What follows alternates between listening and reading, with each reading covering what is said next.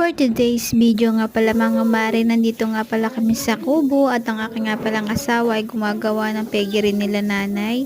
Ngayon nga pala ay mainit dito kaya sumunod kami ni Bibi Mia dito sa kubo. At medyo natutuyo na nga ang mga puti kaya nakagala na kami ni Bibi Mia at ito nga pala yung aking asawa at naghuhukay nga pala at ito nga pala magli-layout siya. Ito po yung pinakatapakan.